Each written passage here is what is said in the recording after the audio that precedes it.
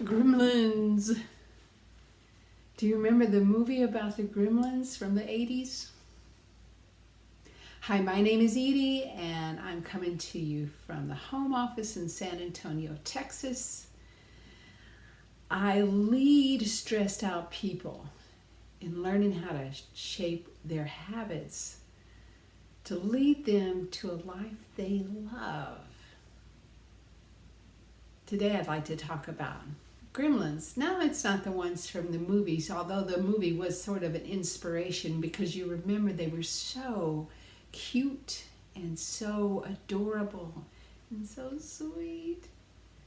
And then when certain things happened, if you fed them after midnight, which is always after midnight, but that's a digression, or you put them in water, there were terrible things that happened. The water made them to multiply, and eating made them maniacs. And it reminds me of some of the ways that we approach life, the way we think about things, the way our internal working goes. Now, I'll remind you that in my view, we are mind, body, spirit. We are not just a mind, not just a body, not just a spirit. We are whole people, and it all works together. And when we make one better, we make all better. That's why I believe in the 5 minutes of silence so strongly, because it affects us mind, body, and spirit. It affects us in every direction, and it can't help but make us better, even if it only makes one aspect of who we are better.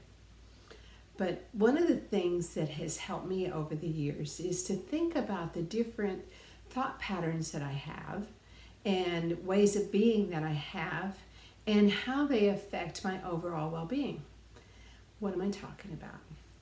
So, things like my attitude, or what I'm thinking about other people, how I feel about other people, because there have been times in my life, especially when I was in 911, that I really thought other people were not worth much.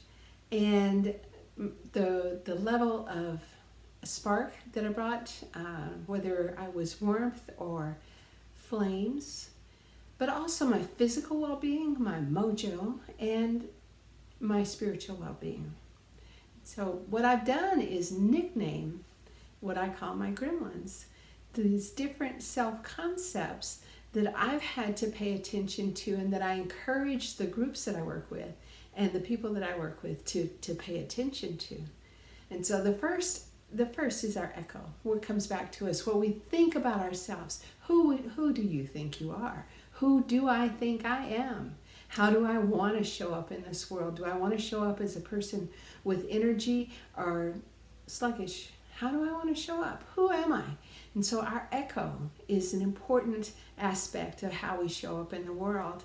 And then our pointer points to who we attribute the power to, who we give the responsibility to for our well-being. For a lot of years, I thought it was my doctor's job to teach me how to drop the extra weight, and it was my job to figure out what to do differently.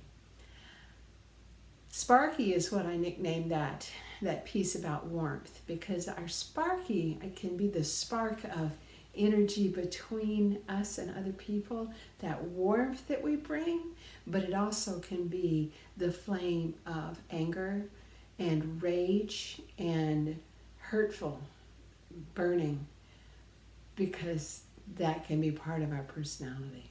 That can be part of what we bring, especially when we're suffering PTSD, compassion fatigue, or just overwhelmed, when we're overtired. I don't know about you. If I'm overtired or overhungry, not fun. It's not pleasant. I don't like who I am when I'm overtired and overhungry. So our echo, our pointer, our sparky, our mojo, our physical well-being, how we are feeling physically. And then our spiritual well-being, I've nicknamed Buddy. What we believe about whether or not we're loved, and whether or not we can love others, and who we are in relationship to that which is beyond, to that infinite intelligence or the higher power or God or Allah or however we speak about that power that is so much greater than we are. I have one friend who calls that spiritual part Mama Ocean, because she knows that the ocean is so much stronger than her. So there's all these different concepts, and so we take a look at it each one at a time, because we know that when we address one, we can help all. And the shape good habits, to get a good habit, remember that there are 4 things we need to do. We need to remind ourselves everywhere. We need to make it so pleasurable. We need to really, really enjoy it. We need to make it so small and so doable that what we're keeping track of is just a no-brainer to get it done, because that helps us get past the internal resistance we have.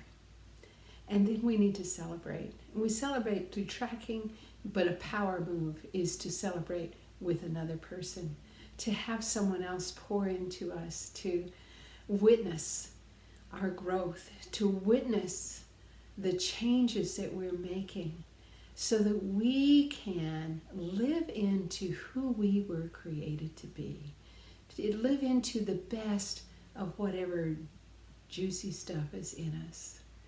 Because I know that you have such light and such well-being and such joy to bring to this world, and you make a difference, not just with the work that you do, but who you are. We need you to be your strongest, your best yourself. We need you to have a life you love, because we need you. We love you. I love you. Listen, if I can help you in any way, I'd love to. Give me a call. Thanks.